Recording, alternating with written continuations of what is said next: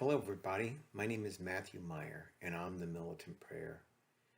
And this week, we're going to say a little prayer that's going to address anxiety.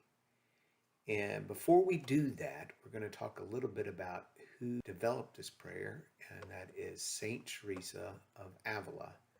She's actually the patron saint of headaches. She lived from about 1515 to 1582. She was from Spain, and she was a very resourceful and independent woman of that age. And interestingly enough, she had a sense of humor about her, which was unusual at that time, I guess, with women speaking out for themselves. One time she wrote, "A sad nun is a bad nun, and I'm more afraid of one unhappy sister than a crowd of evil spirits." Now, what would happen if we hid what little sense of humor we had? Let us each humbly use this to cheer others. So I think that was pretty cool. She has a lot of interesting little quips, and I'll put a link to that in the post. She was contemplative, but she spent most of her time and energy seeking monastic reform to the church during that time for the Carmelites.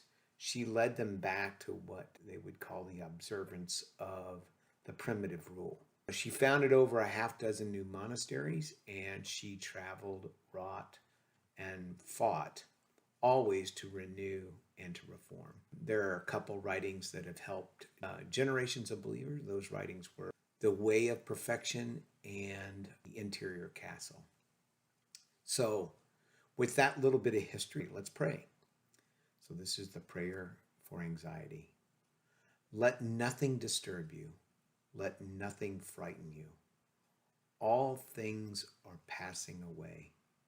God never changes. Patience obtains all things. Whoever has God lacks nothing. God alone suffices.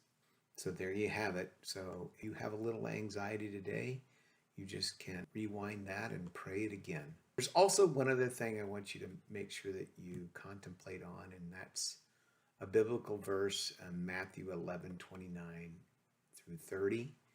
And Jesus himself said, "Take my yoke upon you and learn from me, for I am gentle and lowly in heart, and you will find rest for your souls.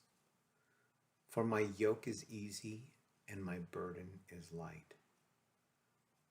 So there you have it, everyone. That's our prayer for the week, and I hope it touched your heart in a holy way. Thank you.